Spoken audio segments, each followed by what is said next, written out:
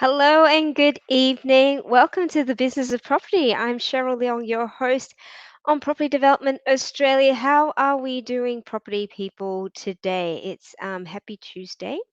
I hope we are well.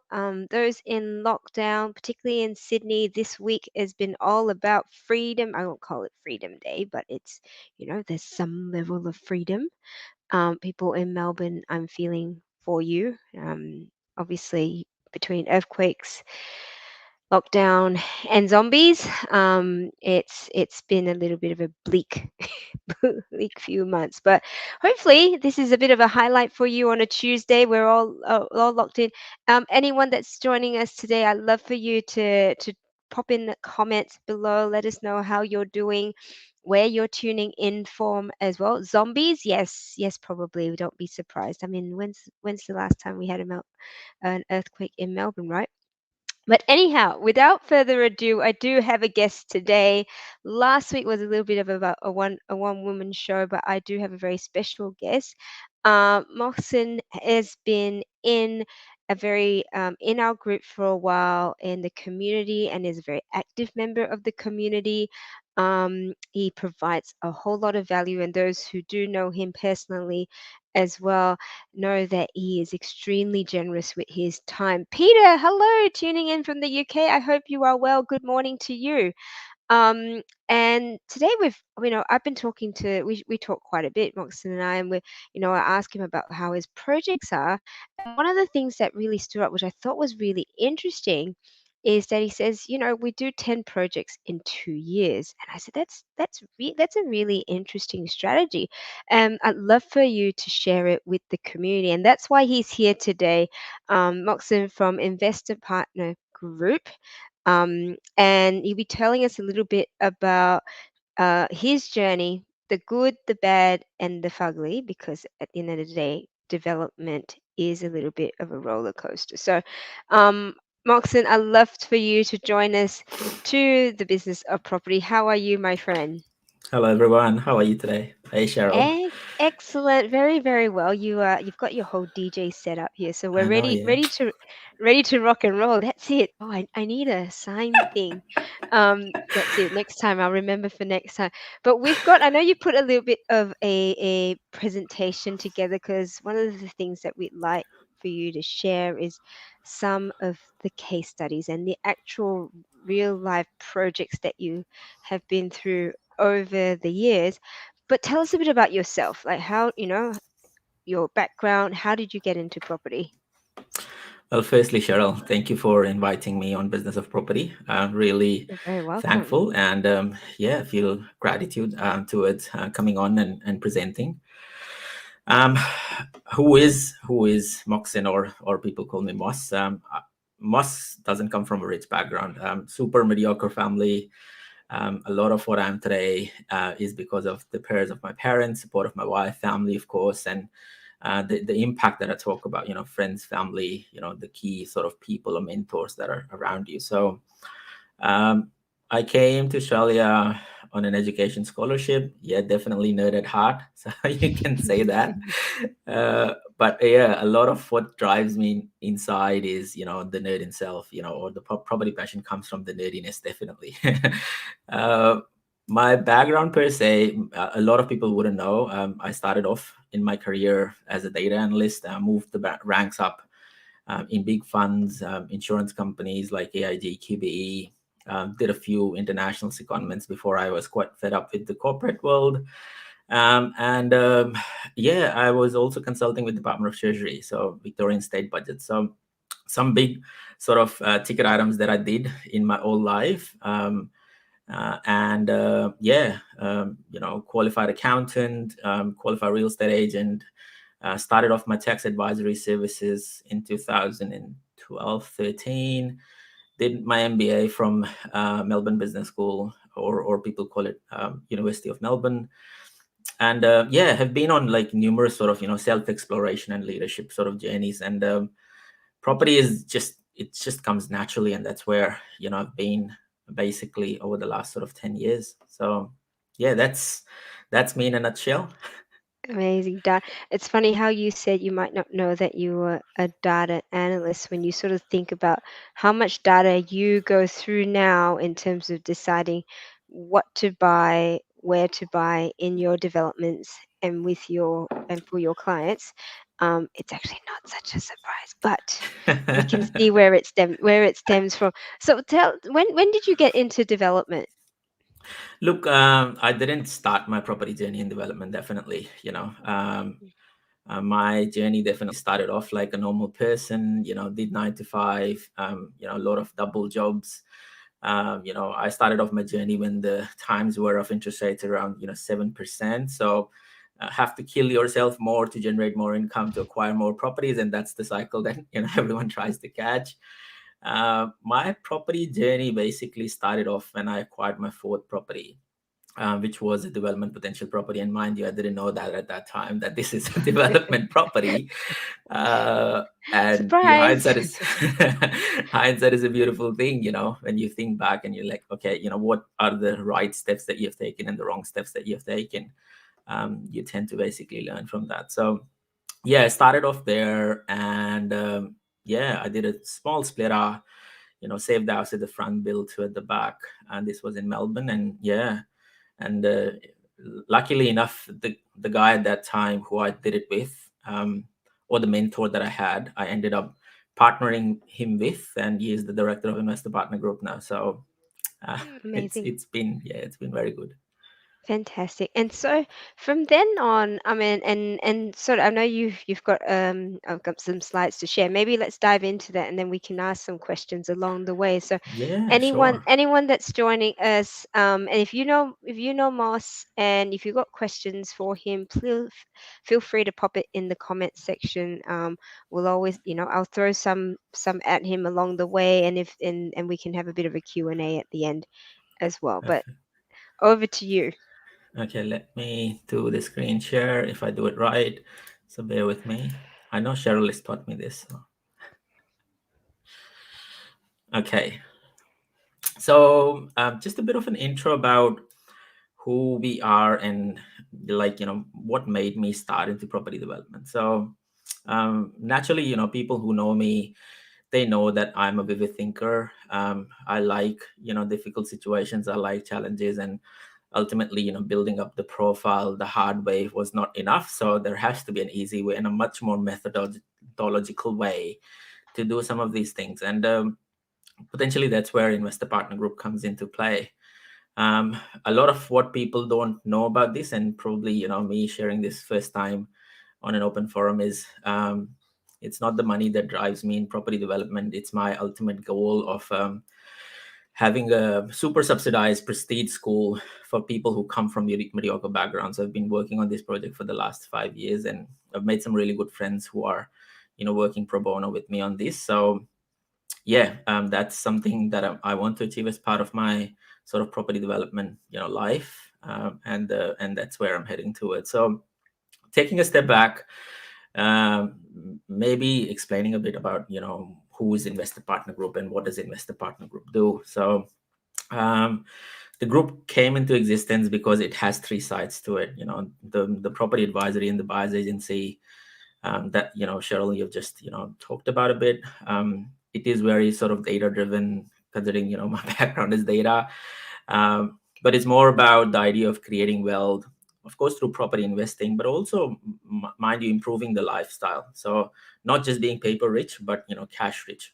Because if you're paper rich and cash poor, you're definitely doing something wrong. So quite data driven buyers agency, collect immense amount of data, and ultimately we use that buyers agencies data to also pick the right suburbs, which basically means that we want to develop in those suburbs, which is our core sort of business, coming into the property development side of things. Now, anyone who does property development would know that development profits are important, but picking the right suburbs and getting that Hmm. extra cream on the top is quite the key as well, and it comes to property development. So yeah, that's the sort of the core business around property developments. We do property developments ourselves and also for the clients. We align ourselves to the profits of the project, which basically means that we are mitigating the risks for the client. Our upfront due diligence and the feasibility process is quite intense. We have our builder, we have our architects engaged upfront.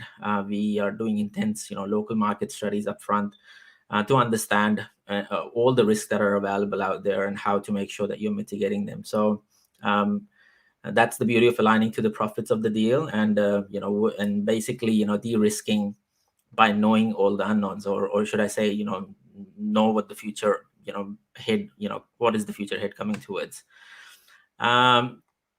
Also, one of the key things that I talk about, property development, and I say to majority of the people who are trying to enter into this sort of field is, don't be shy of spending money up front to know the risk, because that money would be well spent, and it has to be spent regardless. So that's a very small cost of knowing the unknowns, and picking the right sites. The third side of our business, again, it's the tax and SMSF advisory and business structures. And people have heard us or me talk about, how to make sure that, you have the right tax planning strategies in place. You're using superannuation or SMSF in the right sort of context. You're having the right business structures in place. You understand how the financial or the financing works of every project is quite the key. So that sort of business provides synergies to both the buyer's agency side of things and also the property development side of things. So yeah, on the SMSF side, we have about 3,000 clients, which are, we call it sophisticated investors. So we can mix and match them into different sort of development projects, and that gives us a lot of edge in making sure that we have the right deals available at the right time, and we are not taking undue risk, but we are also not shying away from when the properties are coming to us and becoming ourselves available to them. Yeah, and see how it all sort of ties in together. I said a lot of it is around building sort of a holistic business model that supports the investor. Yeah, 100%. It's all about like a one-stop shop, and that's what I always had in mind.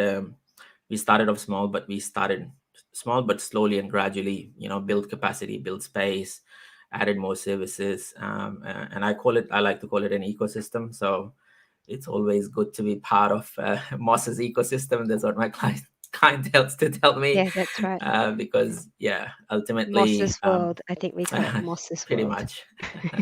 Yes. Not Wayne's World, but Not Moss's Wayne's Well. Moss. Let's see. So how did you so we talked about, yeah, you can Oh, go through no, no. go through that as Yeah. well. How did you come up with this notion of the 10 properties in 2 years? How did you come up with that number? Why 10 and not 5 or 15 or Yes. Look, it's an interesting sort of number, yeah. And again, it's not that when we first started the company, we started off with 10 properties in 2 years. Our thinking was predominantly very simplistic in nature. What we were thinking was, how do we make sure that we provide the right service for ourselves and also for the clients without stretching ourselves out? What mm, people tend to do is, they would try to absorb more and more projects, instead of quality projects. So focusing on high yield, better return projects where you're minimizing the risks versus the quantity. I want to do this, and I want to put option contracts everywhere, and that's not how we tend to do it. And that 10 number it's not a magical number. That's our sweet spot, uh, which is basically which basically means that that 10 number is enough for us to manage the cash flow that we are going to get in that particular year. mm, And it's also a sweet spot from a tax planning perspective. When these big chunks of money come into our portfolio, how do we make sure that we are divvying it up properly? We are not exposing ourselves to the tax side of things. How are we holding property? So um, it's not overly strategic, but it's not simplistic in nature. It has just evolved. Um, we started off with 2, 3, and 5, and over the last sort of 2 years, we have moved into the spot of 10 properties over 2 years, and I think that's fair to the clients that you're servicing as well, mm. because they expect a lot from you, and you don't want to be overstretching and not providing the right level of advice, right level of support. You want yourself to be available to them rather than just stretching yourself and running after different projects. So Yeah. yeah. Yeah. And who in terms of each of your projects, How do you, in terms of project management, um, who does that, and how do Yeah. you ensure that if you got 10 properties, is it the same project management team? Yes. So we have three, as I said, we have three sides to the business. So we have three directors as well. So Mm-hmm. it's me, Jonathan, and 𝐲𝐿, and we each basically hold one side of the triangle, should I say, or the infinity trio that we are going to talk about shortly. Um, so my experience is data. I'm the numbers guy. The project starts from me, the feasibility is, but the buck stops with Jonathan, because as soon as there's a tick where I've acquired a property, or I know that this property is a go, or we should be bidding for this, or we should be going for this, or we'd be starting to negotiate, I'll bring in Jonathan, who is basically our second director. He has a team of small project managers under him. He is the person who would be dealing with the council, the architects, the consultants, Mm, and that takes a lot of stress away from me as well. So I'm focusing on one side of the deal.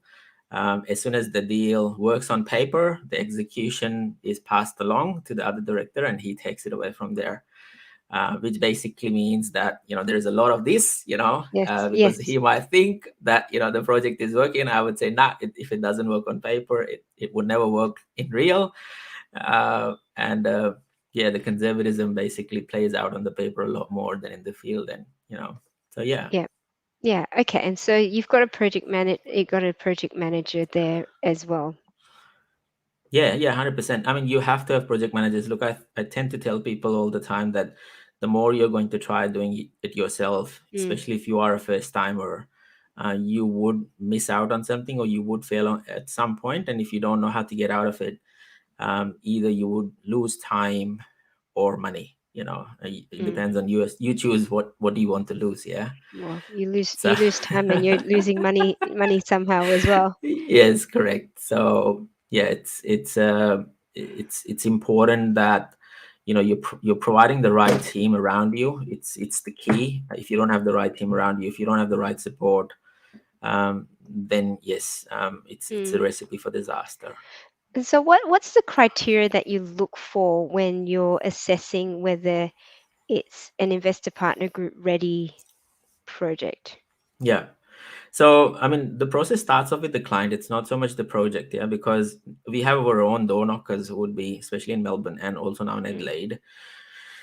So we don't do letter drops like majority of the developers does. We do door knocks because we are all about relationships. mhm, So we have our own door knockers who would go out there, do the door knock, and introduce themselves, and that's where the conversation starts. Yes, it costs us an arm and a leg, mm, mm, but I think the response rate are quite significantly high, and we can target the property, and we know exactly when the owner is going to be ready to sell. So at least mm. having that sort of indication makes it a natural pipeline. How do we And know? just on that, Moss, I mean, out of interest, what's your general conversion rate on a percentage, like out of every 100 doors knocked? Look, I think taking a step back, yes. So we assess almost like 50 to 60 sites a week, Mm, just on a desktop, research basis. We would be sending out a door knocker to only probably 20 to 25 sites. mm, So, out of that 20 to 25 sites, you might not be able to grab all of them, but there is the hit rate is usually about 5 to 8. And then the balance is basically becomes your pipeline, because once you've spoken to the owner might not be ready to sell right now, but mm, but because they've seen you in person, they would always reach out to you when they're ready to sell, even in 2 or 3 years down the track. mm, And that's what we have experienced quite a bit. Rather than doing massive letter drops, having no idea or indication as to how you're going to approach it, we feel that this is a lot more direct and precise. And you're targeting the sites that you really, really want. You've done the feasibility, you've done the due diligence up front. You're almost like flipping the equation, yeah? mm, You're not setting the letters out and then, doing the feasibilities. You're actually assessing the sites first and then going out and doing the door knocks. So the conversation's a lot more stronger, mm. and what you can offer is a lot more stronger as well. Yeah, so you absolutely target it there. But you're absolutely, you're right in terms of it. The truth is, even if you were to let it drop or door knock, everyone's in a different stage in their property selling journey. Yes. And I mean, our experience, especially around door knocks or letter drops, was that the areas that we are looking in, every developer is looking in that area. So, Mm, we've been getting these, sort of conversations, especially with the sellers that, oh, I get 10 letter drops a week or 20 letter drops a mm, week. So naturally they know, these people are desperate. So when they see a face, then they respect it, and they think naturally, okay, these people are making an effort to at least come out and introducing themselves, mm. um, which just provides a completely different sort of the trust factor is completely different. The conversation heads in completely differently. Yeah, So yeah, that's a good point. So they said take away today if you're not letter dropping, try your door knocking, and obviously your relationships with your networks as well. But deals are out there. You've just got to be able 100%. to try different strategies and just make yourself uncomfortable or pay someone else Definitely. to do it. If you don't Be want to okay do to it, be uncomfortable. pay someone else to do it. Definitely. 100%. 100%. Yes, couldn't agree more. Excellent, excellent. So talk to us a little bit about this. We've talked about our business model. I'll take you to the next slide. This is more in relation to what we do and how we do it. I think this is more Mm, focused on the buyer's agency side of things, or should I say, how did I go about explaining what I did right, and basically preaching myself more, or preaching others more to follow the same footsteps. When you are going into creating a sustainable property portfolio that runs on autopilot, it's always very important. I call it a few method. People have different names. People might have different names.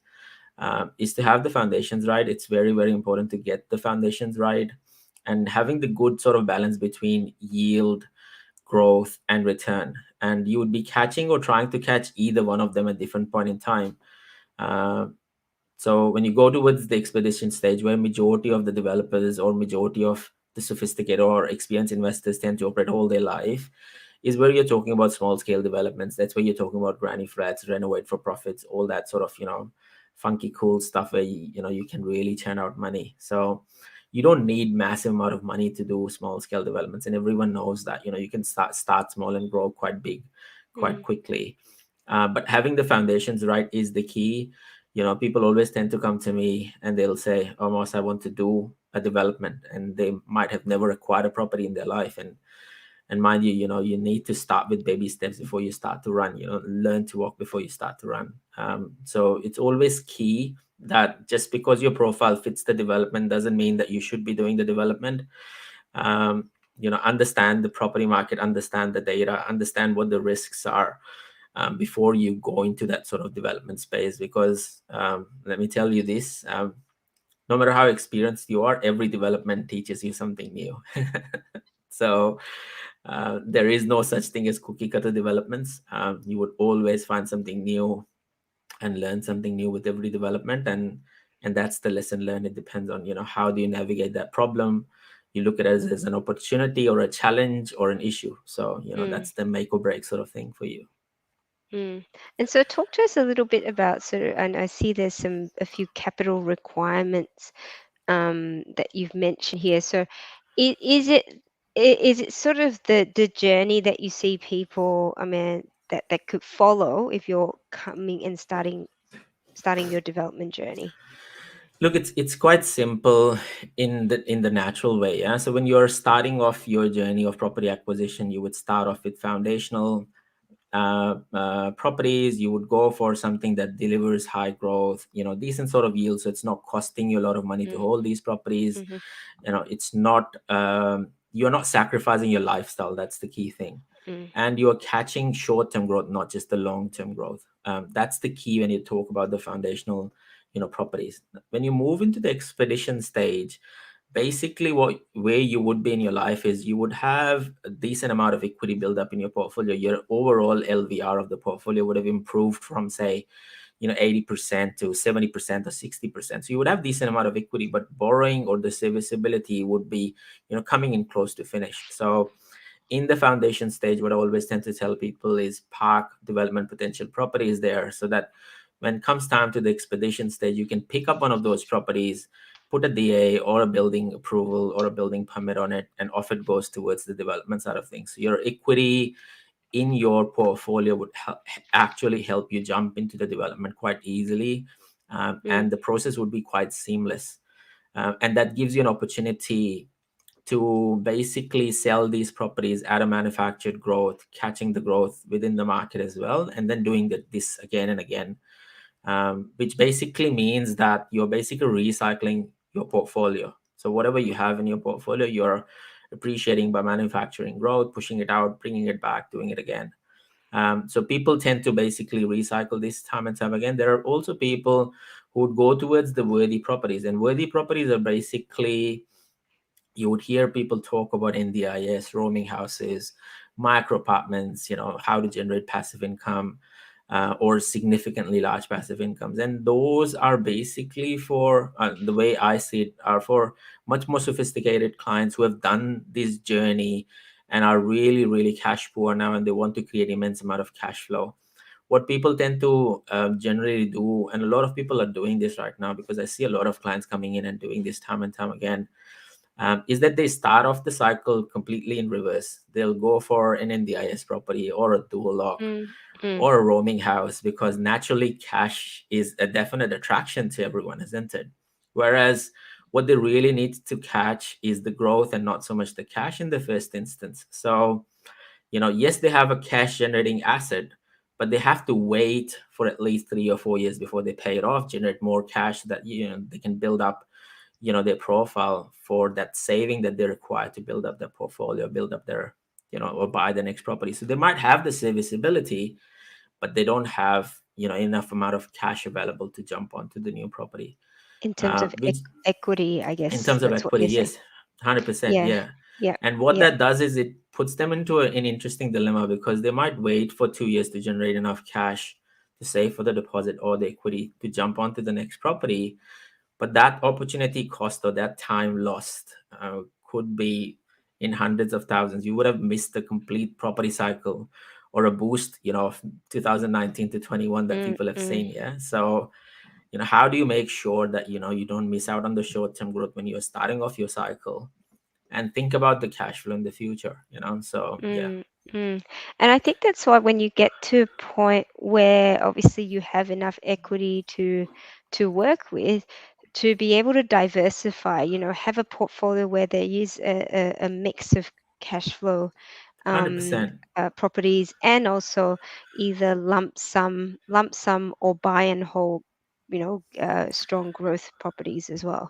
Well, the idea of sustainable property portfolio in the right structure is basically that it's not having all the blue chip investment. I did this one video where I talked about, well, I have a client who had all the blue chip investments, and I said how that is such a poor investment strategy, having just blue chip properties, because you are paper rich but cash poor, because these property cost you an arm and a leg. They're negatively geared, especially in Melbourne, to hold these properties around. So, the sustainable property portfolio basically means that the property portfolio grows on its own accord. These are the types of portfolio that travels in generations. They're inheritable. The bank looks at the portfolio and provides the serviceability. The personal dependence on providing the serviceability disappears when you talk about sustainable portfolios. So 100%, I completely agree that it's a mix of growth, yield, and return. And when you combine all of them in the right sort of mixture, you have this wonderful dish that you can move around and do whatever you want. That's the truest nature of freedom that you talk about, yeah, that you hear Yeah, people talking about.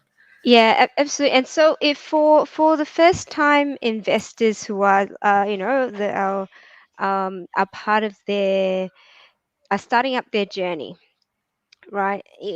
What would, and say, generally people have 100,000 to invest or whatever. They might have a little Hmm. bit of saved up.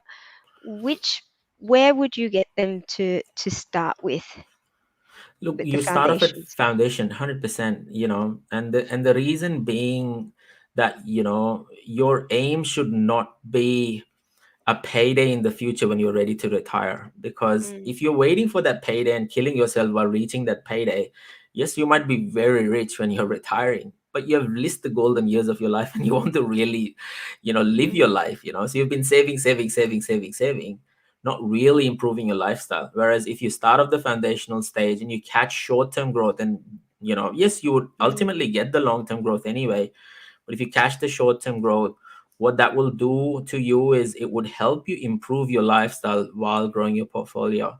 So, where people tend to make mistakes is they'll find most expensive property in the most poshest suburb. I'll say, oh, this property is going to double in price in 10 years. Yeah, of course, yes, it would. An average property doubles in price every 12 to 14 years. But so does Graves. I always say this to our clients, buy Graves. Graves have That's gone from right. like, That's it. They're not cheap. yeah, but I mean, they've gone from like 1,600 to like 9,200. And, mind you, Mm. I invest in Graves, so I know exactly what do they cost. And I'm the With most no non-traditional sort of maintenance. investor. Yeah, Is there exactly. much Yeah. maintenance? Or do you have to pay Yeah. for someone to mow the lawns, I guess, apart from that? But okay, then the question is, how do you find the strong growth locations? Yeah, look, very interesting. And I'm doing a session, I think, in probably 3 weeks' time, where I'm basically giving out all that information about how do you find growth locations? What are the data points that people talk about? Mm, What are mm, these data points that you need to look at when you're identifying these growth locations? And how could you safely basically say that, okay, this is a growth location that is going to come in, and you would be able to get immense amount of growth. And I'll use some examples, and people from Melbourne would relate to some of these things. We have picked a lot of suburbs at different times. 2015-16 we were focused on Reservoir and surrounding. 17-18 we were predicting Ringwood and surrounding. Frankston, Mornington in 2020. We picked the northeast corridor of Melbourne in 21. All of these have seen tremendous amount of growth, like some all the way up to like 100% in just 5 to 6 years time frame. Now, we don't have a crystal ball. All we are doing is just playing with data. Yeah. And mm, that's what mm. my the magic word is, that all you're doing is understanding the demand and the supply of the area, and you're buying in the areas where the demand is significantly higher and the supply is lower. And once you understand that sort of analogy, it's pretty simple. It's basic maths. Yeah. The more the demand is going to be higher, the less the supply is available in the area. Ultimately, someone would trigger a higher payment for the house that they want. um, and that's what you want to do. You want to sit in the suburbs where demand is significantly higher than the supply, and there is no incoming supply coming through in the door, and you know Mm. that the price would increase because people want to move here. Economics 101. Yeah, 100%. Yeah.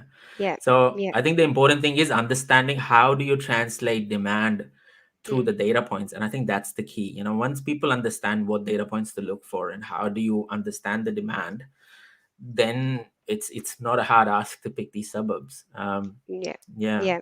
Excellent. Okay, so we're gonna have to keep an eye out and get some information about when you're going to do that. No Yes. pressure, but yeah, let's move on to the next one. We definitely want to be able to see some of these projects that you've worked on over the years as well. So Okay, so let's talk about. Okay, I'm going to move away from this, and I'm going to talk about basically one of the life project that we are going. So this is more about the goods and the bads and the fugly that we were talking about. Now, mind you, we have a few in the pipeline, but I've picked this one up because this is very close to my heart. I've never done a 13-unit site before. This is the first time. My sweet spot usually is 4 to 6. mm, But during COVID, this site came to us, and it basically spoke to us and said, "Oh, Moss, you need to buy this." And it took us almost like 6 months to convince to the vendor to sell this site to us. So um, it's interesting. So let's talk about some of this. So what are we doing with this site? This is a 4,000 square block. It's a 13-unit site. There's a lot of build over form, but there's a lot of green area. All of these are 3-bedroom townhouses, around 23 to 24 squares. We are in the DA stage. We have done the RFI. We're going towards the advertising very soon. And we are planning to start build on this, sometime next year. It's probably mid next year, but we'll be doing some pre-sales on this as well. Now, let's talk about some good stuff. So what is the good stuff that happened in this sort of site? So Um, took us almost 6 months to land this site. At one point, basically, the owner walked away and said, "Nah, I'm not going to sell it to you." So we ended up sending one of our local agents to door knock and do a property appraisal for them. and and magic, suddenly, they called us and said, "Hey, how about you made us an offer a few weeks ago? We are ready to buy, or we are ready to sell." So it was an interesting mix. It took us literally 6 months to land this site. So we bought this site at about 487 per square meter at 4,000 squares. The area is selling now, retailing at about 940 per square. So we have done tremendously well, just on the development, just not only on the development side, but also on the growth side of things. So each retail price on the unit that we assume as part of our feasibility is around 800. The market is already at 900, and we haven't even started building it yet. So 13 units, 900, 100,000 each. You do the maths, that's basically the growth profit that we have, and that's the beauty of doing the developments in the growth suburbs, because that's the icing on the cake that you want to catch. Um, the the other thing, what else? So other good thing. So we've talked about a lot of good. Let's talk about some of the bottlenecks, and I'll also explain to you some of the bottlenecks that we have been forced getting on some of the other sides. Now, with this one, it's an interesting one because clearly you can see that from the side that there's a lot of continuous build form, and council definitely has issues. Now, Mm. for the viewers who know Victoria, especially in Melbourne, Victoria, it's not just enough to follow the res code. It's also important where the council enforces the neighborhood character, aka the objective of the site that needs to be addressed, which basically means that council can question the overbuild form or the continuous build form, even though they might have allowed a similar sort of development in the locality, um, which basically means that the VCAT is on the paper. VCAT Mm. is basically Victorian Consumers Affairs Tribunal, and you can get the decisions overturned by the council's refusal there. Now, how do we make sure that when you end up being at VCAT? Now, we have been to VCAT a few times now, so of course, we are But quite. I said to you the other day, is that not a given in Victoria that you just have to factor in some Yes, time and 100%. time and money for VCAT? 100%. 100%. So, yeah, look, I think if you are allowing for VCAT, you would get a really, really good indication whether you're going to go for a VCAT or Mm. a site or not when you're doing the due diligence. And if you're missing out all those clues, then clearly you are, hanging out with the wrong crowd. Yeah. The risk is quite common, especially where you are, the first developer building, or developing bigger sites in an area or in a council where, the bigger sites have never been developed before. So you have to definitely allow it in the feasibilities, and you And need to have enough yeah, margins. just on that, Moss, I mean, like, how do you account for in your feasibility, say a site like this, like how do you account for the extra time or the cost? Like what is the number that you put in or percentage? Yeah, look, you have to allow it at different points here. So you have to allow for extra time. You have to allow for the weekend cost. You have to allow for the lawyer fees. You have to allow for the time that is going to take for the selling. So it's all these different costs here. You're Mm, looking at the interest mm. rate. You're looking at the cost for legal side of things. You are looking at the cost for the town plan, excess town planner, because they would be required. There's separate town planners for VCATs as well that you have to engage. You can't just go with a normal town planner because they have to build a completely different case. There is cost to discussing these or putting much more manpower and effort in going around talking to the neighbors. So, one of the things that we always tend to do is, we would always go out speaking to the neighbors and ensure that they understand what we are trying to achieve and, what the objective are, and give them an understanding that although this is a first, but it would appreciate their own prices of their own houses as well. And, and extending and almost like an olive branch to them saying, look, we are happy to purchase your properties in the future at similar price points too. And, so you have to allow for all of this. And ultimately with VCAT sites, it's quite the key that you have to have a better, bigger margin for you to absorb a VCAT site and say, okay, I'm going to go ahead and, I know that I'm going to end up at VCAT for this side, but what is the margin that I'm happy with? Now, we Mm. did a lot of scenario testing with this one. Our walkaway price in this one is potentially 5 units, so we can do 5 units and still make money and still walk out of this site. So you need to understand where is your minimum risk and your maximum risk on some of these things, and what would council really allow and where you're going to push the boundaries. So yeah, this site comes pre-subdivided, so there's a house just right at the front here, and then there's massive land at the back, so you can potentially subdivide it at the middle and just use the land at the back to build for and let the house Mm. go like a typical splitter block as well. So you can do that, and that's the sort of the minimum exit strategy which we would take place in case touch wood things hit the Yeah. fan, but Yeah. in not in this scenario though. Yeah. So Okay. yeah, what else now? Yeah, Um, so just under the regulations, so just moving on, because you mentioned that you did some scenarios where even at 5 units, which I'm assuming is that keeping the property in the front and then building at the back, for the back, yeah. the four at the back. Okay. What I mean with the 13, what were the things that were, and so in Sydney, you look at it and say, okay, does it um, comply with sort of the DCP and all of that. Is with the 13, was that was that sort of reaching any of these No, DCPs? Okay, no, it was still yes. in. Okay.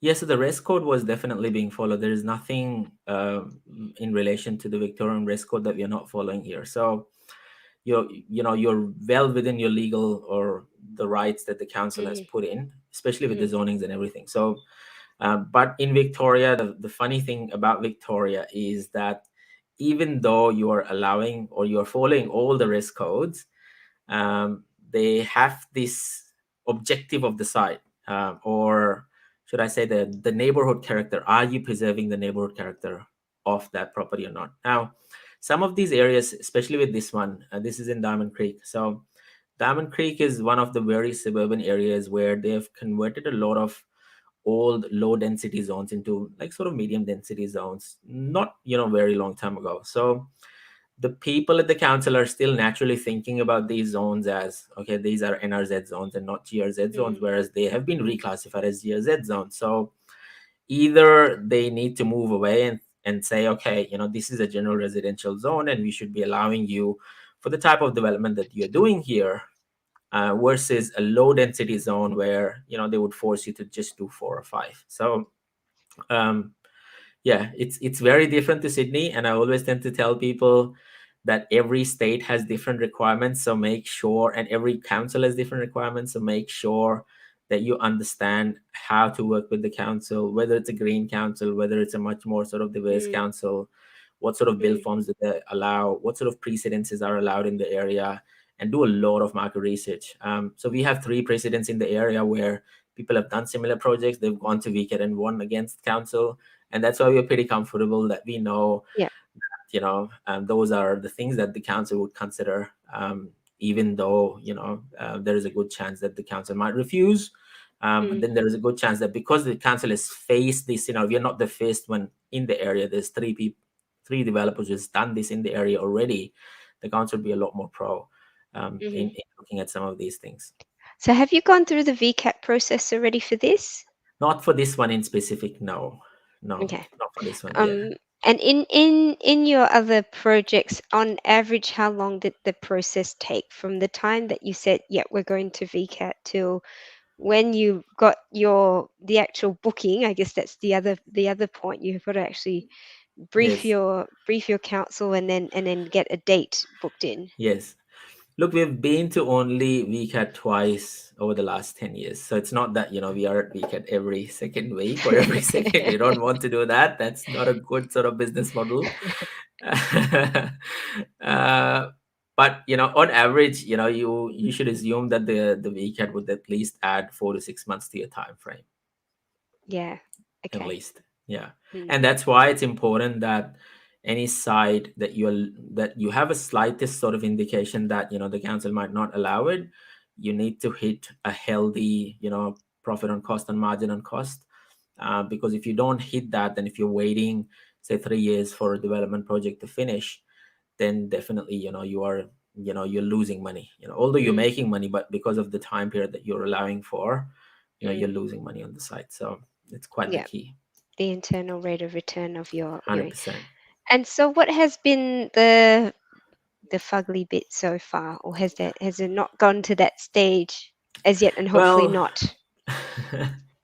yeah, look, I mean, I always look at some of these things as an opportunity. Some of the fugly things that I want to talk about is not pertaining to this side, but uh, having an understanding of what your decision points are when you're doing the builds. Look, I mean, every developer, when they start doing the journey, if they say that they've hit every development 100%, they would definitely be lying. So you have to manage your risks when you're doing these developments. Now, when you come towards the project planning side of things and you're looking at your critical path, it's important to stop and rethink and redecide the decision points. And when I say decision points, when do you start to build? When do you stop? um, you know when does the DA, when do you want to sell, what's the exit strategy? All of these are Mm. key decision points in your critical path, or the the decision making cycle.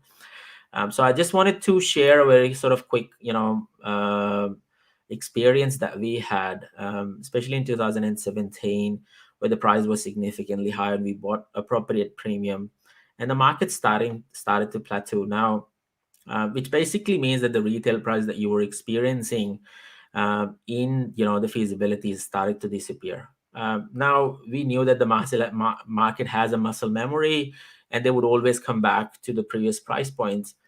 But it basically meant that if we end up building this and bringing the final product out or renting out the final product, then that would be such a super silly thing to do, because one, the established houses would always sell at a lower price point, and two, the holding cost would be a killer, of a site for a 4 or 6 unit site. So you have to almost stop and think about the strategy as to what you're going to do in that scenario. Now, in that particular scenario, what we ended up doing is, we had the approval or a building approval. We went for the building permit, but we basically improved our LVRs, because there is a disconnect that happens when you are building the site versus when you're going towards the construction. So there is more money that is required to fund the construction as a portion. We basically use that money to improve our LVR upfront on the land, to reduce the holding cost to basically nil. And we waited for the market to basically come back. Now, yes, it added a bit of lead time into development, but we didn't ended up losing a lot of money, because or nothing in truest sense. Yes, we impacted our internal rate of return because it added an extra sort of 9 months into the project. But when the prices did come back, they came back a lot more stronger, and we were able to exit it at a much more higher rate. So hadn't in hindsight, if I think about some of these things, if I would have gone back and if I would have thought about developing this and developed it and brought it out into the market, then I wouldn't have been able to deliver the returns that that we Mm. ended up delivering in the first instance. So building is not always the right thing to do. Sometimes it's better to not build and hold or Mm. wait.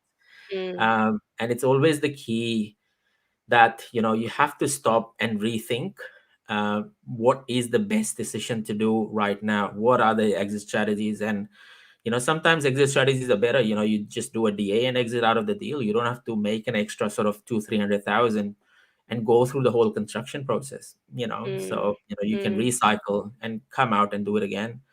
Yeah, um, I think that's a really good point, that being able to reassess and go, is building and the time, or could you potentially rent it out in the meantime and hold off? Obviously, you need to be able to, and this is where it is helpful to have someone help you do the numbers, like talk to, whether it's a consultant or a mentor. And I think we often go into development thinking we have to build, yes. and we have to build Yep. now. and And that yeah, was not people, necessarily the right thing at the time. yeah, and people tend to make that mistakes time and time again. Yeah, so they would have done a DA at a particular price. They don't go back and do a market study. They don't go back and revisit the numbers. They don't do feasibilities after feasibilities again. They might have done one feasibility 1.5 year ago, and all of a sudden you see them developing. Now, it's not necessary that you develop. You might be making 80% of your profit, by just, or your profit that you were planning to hit by just running the DA. I have a really good friend of mine. He has picked up a site in Frankston. He bought last year. He's just run a DA on it. He bought it at about 950. The site is valued at about 1.5, and he hasn't even finished Yeah, the DA amazing. yet. Wow. So I said, well, that's your exit point. You don't have to go ahead and develop this, but yeah, you might deliver an extra $200,000-300,000. But for what? For all this hassle of Mm, building an extra mm, 8 units, might as well redo it. Use another sites and just continue yes, doing it faster. So because the yeah, pain, the pain and stress of 100%. of, Yes. of developing eight townhouses. Oh my goodness! Like Yeah, yes, and look, I think one thing that people don't appreciate is that every development leaves a bad taste in your mouth, no matter what they say. Yes, the money, relieves some of the pain, but it would definitely leave a bad taste in your mouth. Yeah, because especially in yeah. Melbourne, Mm, and you just mm, need to make sure that you're not overemphasizing on the bad, but looking at the good and looking at it yes. as an opportunity to move forward quite quickly from there. So Absolutely. Um, Diamonds on the Hill. Are there any other projects to share, or what's next on your look, slide deck? I just wanted to talk very quickly about something that has been going in my sort of headspace all this while, Hmm. and this is more about how to select a developer or a JV partner, and what does that really mean, because yes, it sounds very cool, yeah, 10 projects in 2 years, but how do you make sure that you as a developer or you as a JV partner, what do you have to make sure that you're providing or you're looking for as a client, when you are doing developing yourself or looking for developers yourself, so now, some of the things that I've called out is, how long would the project take? How long is the timelines? What sort of skin in the game does the developer brings or the JV partner brings? What sort of management fees does the JV partner charges? That's an interesting one, because a lot of developers would basically sit on the fence line and charge a humongous amount of management fees that is hidden into some sort of a Mm, percentage that they wouldn't call out on. So yeah, so what is that on the offer? How are they getting paid? Overzealous returns, and that's one of the interesting one. I see time and time again, people saying, oh, 40% return per annum. Understand, why would a person offer 40% return per annum? mm, If I work backwards, an average developer, if they deliver feasibility profit of say 20% margin on cost, yeah, which basically means that they're delivering 67% cash on cash return. Now, if the project is 2 years, that's basically 33% per year cash and cash. So how can they really deliver 40% return per annum if mm, their feasibility profit is 20%? So having that sort of thinking is quite key. mm, That where does the affordability comes in? Is the profit margin the real profit margin? So feasibilities, it talks about everything. Yeah, understanding the feasibilities, calling out where they are overestimating the margins or overestimating GRVs, or the plans that do not work, or yeah. So it's quite the key, when you're selecting or to find the right project or investing in the right project, that you understand basic feasibilities yourself as well. um, Lenders in the background, that's quite the key. Understanding who is taking first mortgage, who is taking second mortgage. There is a lot of bad or ugly stories around, where you have non-bank lenders compounding daily interest rates, eating away all the profits. So making sure that you are not part of any of those sort of developments where that there will be very less sort of pool left behind mm, once the mm, the lenders takes their share. So you know and then personal assets, what sort of personal assets, or the securities that the partners are providing towards this. lifestyle, what sort of lifestyle are these, developers or these JV partners projecting? I always find it quite funny that, there is all these people flaunting expensive lifestyles, and well, naturally the way I think is, well, if they're flaunting an expensive lifestyle, there has to be a pretense for them to to keep this lifestyle up and about. So clearly they would be using your money to keep that sort of personal lifestyle of theirs. um, Ouch. Yeah. and age and experience, look, I think that's the key. I always say this to everyone who basically touches me, that raising money is easy. It's not a hard thing. It's what comes behind raising money is the experience. How many property cycles these people have seen, how many DAs have these people managed, what sort of building approvals have these people managed to get through, what sort of councils do they work with. So it's quite the key. It's quite important. I think people tend to put a lot less towards it, and I tend to always appreciate people who come from age and experience and have done a lot of work in this space. um, so yeah, and then finally approvals and due diligence. Do as much due diligence as possible. It's never enough. No matter what you say, how you say it. There are red flags Mm. if you need to find them. So you would find those red flags, if there are there. It's just a matter of being much more proactive and open about, asking the right questions and being the right person. So Absolutely. So, I mean, this is a good little checklist for anyone that is looking to enter into a partnership with a developer. I know this is something that has been brought up quite a lot in the community. I have been speaking to a few people. I know, obviously, with you as well, around how do we educate investors? So we're not talking about educating developers and people to yes, become developers, because more and more so we're seeing more people who don't have the time, more the knowledge, that have a bit of money. Obviously, the property market's gone up. A lot of people have some equity.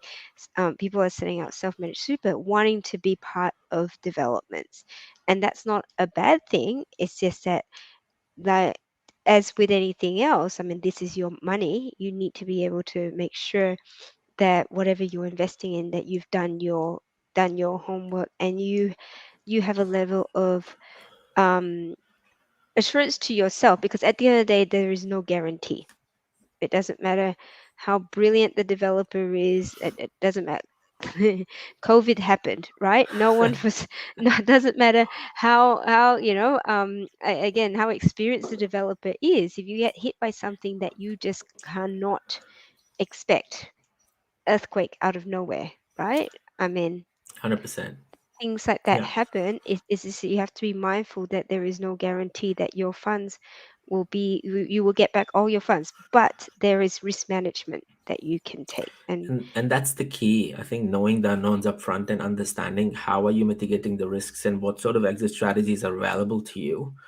I think that's the key to basically every development. If you are not assessing the risks up front and not knowing the risks up front about any development, then you're always in the dark. You would always have a short side of the stick towards yourself. So it's quite the key that you understand what sort of exit strategies are you looking at, what sort of control do you have on the project. Are mm, you just mm, an investor who's invested the money and waiting for the payday to happen, or do you have control over the project? mm, Are you a decision maker?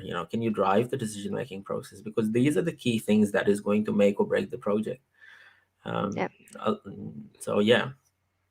And you, as the investor, being clear as to where your money is going and how that's Yes, being spent. yes, yes, yes. Yeah, absolutely. Um, That's where it stops. that's where I'll it stop stops. Yeah. sharing. Oh, awesome. Thank you. Thank you so much. Before we wrap up, and I appreciate people that have asked questions and all of that. Um, tell us a little bit about how, if people are interested, in what capacity they can talk to you, obviously, about working with you, but also a little bit how they can be kept informed of that session that you're talking about. I think that's a really important one for people, using those tools to be able to understand where to find these growth areas. That is absolute gold. Definitely, yeah. So I'll share definitely on in the group the link as to how to attend it. It would be a private session, so we are only Mm. going to extend the links to people who want to join. We don't want to advertise this over Facebook. We don't want 1,000 people coming into some of these things. So it would be a controlled sort of session. So yeah, anyone who drops in, either message me or message Cheryl or drop in the comments below. We'll reach out to you and provide you that link so that you can register it. And we'll share that link, in the personal forum as well, so that people can attend. Yeah. In reaching out to me, look, I'm always open and upfront, and I'm always, putting my hand up to anyone who needs assistance. We never tend to really market ourselves out there. There is, a lot of word of mouth that happens through us. Success naturally, attracts the clients, and we always usually have our plate full. But I'm always happy to, assist people. Always happy to, guide people. If you want to reach out, you know where to find me. And yeah, always, looking for people to either grow together. I always say this, there's enough money in the pot for everyone to make. So Mm. Mm. don't feel shy in sharing that information, and I'm always up for it. There is a website there. You can log in and set up a time, and and look at my calendar, book something in, or you can PM me directly or jump into the comments. So yeah. Fantastic. Thank you, Moss. Thank you so much for sharing your journey, your experience, and some very sage advice around, not only for developers but for investors looking to get into to development. Again, Moss is extremely busy, but always seems to find time to be able to help and give back to the community. So I just want to say a big thank you, not just from me, but the rest of the Property Development Australia community. And it's great to have people like you, and obviously quite a few others who are continuously giving back and helping educate and share, support and advice as well. So it's great to have you here, and thank you. But thanks for you, very informative. All good. So um any final words from you, Moss, before we wrap up for the evening? Stay safe, have fun. It's very, very important to have a lot of fun, no matter what you do, how you do Absolutely. it. Yep. Just make sure that, you're having a lot of fun. So, Yeah. Yeah. And surround yourself with fun people. Like, I need to come up with a sign off, a sign off thing, fist pump. So thank you everyone for joining us this evening, wherever you are in the world, in Sydney, Melbourne, all across Australia. Thank you so much. In the UK, Peter, if you're still with us as well, I hope you are all safe and well. And we'll see you next week on the Business of Property. Take care. Bye bye.